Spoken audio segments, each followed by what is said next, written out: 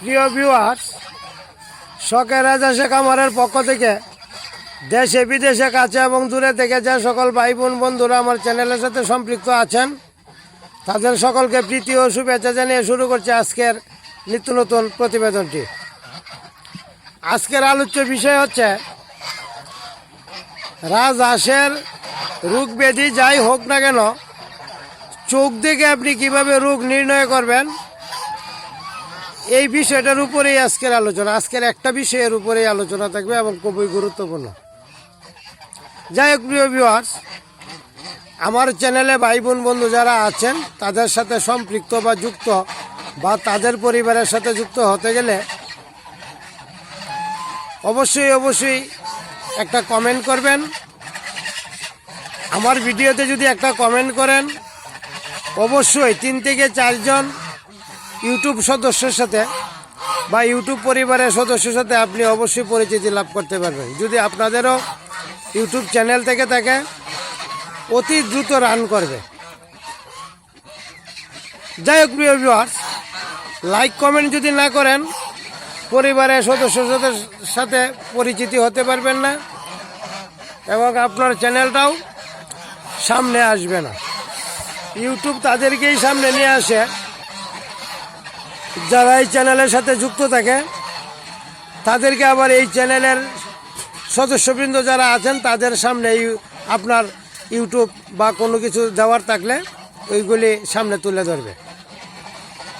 যাই হোক প্রিয় ভিউয়ার্স, মূল কথায় আসা যাক। বর্তমান সময়ে হাঁসের মারাত্মক রোগ ব্যাধি দেখা দিয়েছে, চারিপাশে এই রোগ ব্যাধি আছে। যারা একটু সচেতন তাদের খামারে বা বাড়িতে যে হাঁস লালন পালন করেন তাদের এখানে হয়তো বা রোগ ব্যাধি আক্রমণ করতে পারে না, পারবেও না। আর যারা অসচেতন তাদেরকে আক্রমণ করতেছে বা ক্ষতিগ্রস্ত হইতেছে। যাই হোক প্রিয় ভিউয়ার্স, রোগ ব্যাধি থেকে মুক্ত পাওয়ার জন্য আপনার অবশ্যই সতর্ক থাকতে হবে। এখন আপনি মনে করবেন কি কি রোগ ব্যাধি দেখা দিলে আপনি সতর্ক হবেন বা কি চিহ্নগুলি দেখলে আপনি সতর্ক হবেন,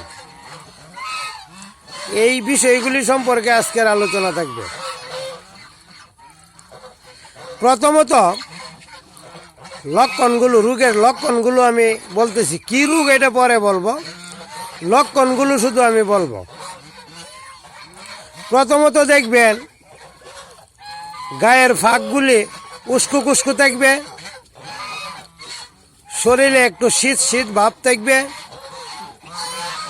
পানিতে নামতে গেলে পা দুইটা একটালাই পানির মধ্যে বাইরেতে থাকবে, উঁচু নিচু করবে, পানিতে বেশিক্ষণ থাকবে না, অল্প কিছুক্ষণ যাওয়ার পরে এই শুকনা জায়গা খুঁজবে পানির টানে ওঠার জন্য বা শুকনা জায়গায় ওঠার জন্য। দানাদার খাবার হালকা পরিমাণে খাবে, ঘাস খাবে কম। ঘাস কামড় দিয়ে ছিঁড়ার সময় সে সামনের দিকে ঝুঁকে পড়বে। সবচেয়ে বড় বিষয়টা হলো অনেক সময় পা কুড়াতে পারে, ফাঁকা ঝুলে যেতে পারে, ফাঁকার আগার অংশগুলি মরে যেতে পারে। এই চিহ্নগুলি যখন দেখবেন তখন আপনি ধরে নেবেন হাঁসটা রোগাটে।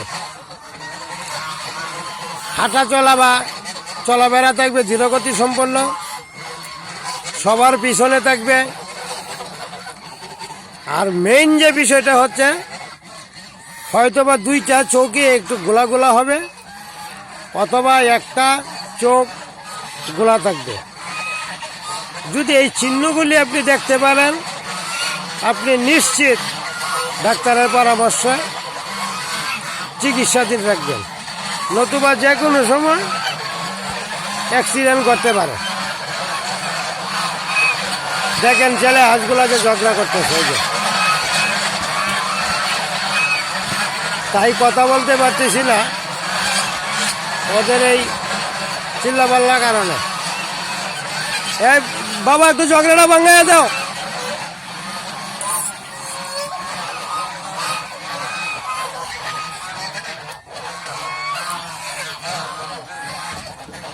তো সবচেয়ে বড় বিষয় হলো হাঁস সুস্থ রাখার ফাঁক দেখে চিনবেন, শরীরে লুম দেখে চিনবেন, চলাফেরা দেখে চিনবেন। আর মেইন যে বিষয়টা হলো চোখ।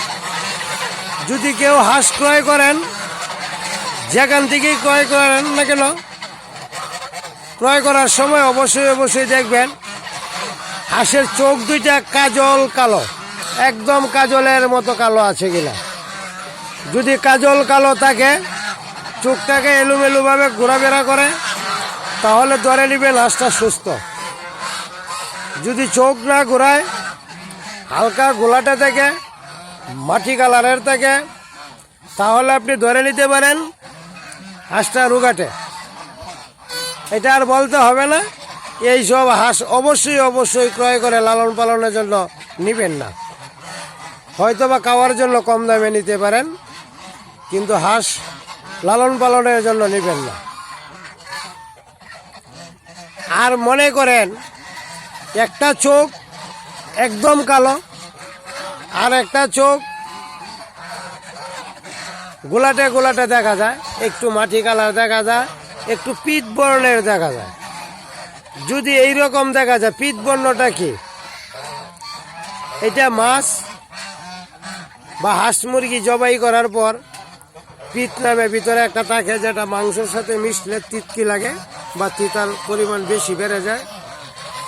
এইরকম রংটা যদি হয়, অবশ্যই ধরে নেবেন হাঁসটা রোগাটে। আর খামার উপযুক্ত হাঁস ক্রয় করলে চোখ দেখে ক্রয় করবেন, যাতে চোখটা একদম কুচকুচে কালো বা কাজল কালো, যেটা এটা যদি থাকে বা এরকম যদি থাকে, আপনি ধরে নেবেন হাঁসটা সুস্থ আছে। আপনি নির্দ্বিধায় ক্রয় করতে পারেন, নিতে পারেন। আজকে শুধু এর কারণগুলো বললাম। আগামীকালকে যে ভিডিও হবে, ওই ভিডিওতে ওই কারণের যে ঔষধগুলি বা কি খাওয়াতে হবে, কি চিকিৎসা করাতে হবে, ওই চিকিৎসার বিষয় নিয়েই কথা বলবো আগামী ভিডিওতে। কারণ আজকে যদি ভিডিওতে কথা বলি, ভিডিওটা অনেক দীর্ঘ হয়ে যাবে, আপনাদের অস্বস্তি আসবে। অনেক ভাই বোন বন্ধুজন বলেন যে স্যার 10 মিনিটের ভিতরে ভিডিওটা রাখতে চেষ্টা করবেন। অনেক গুরুত্বপূর্ণ কথা থাকে, কিন্তু সময়ের অভাবে বলা যায় না। এই জন্যই ঘন্টা ভিডিওতে বলতে হয়। আর যারা আমার চ্যানেলটিতে এখনও সাবস্ক্রাইব করেন নাই, যদি আপনাদের চ্যানেল থেকে থাকে বা আমার ভিডিওগুলি সরাসরি প্রথমেই পাইতে চান, তাহলে আমার চ্যানেলটা সামনে আসা মাত্রই সাবস্ক্রাইব করবেন। আর একটা লাইক, একটা কমেন্ট করবেন। যদিও আপনাদের একটু কষ্ট হবে, এরপরও করবেন।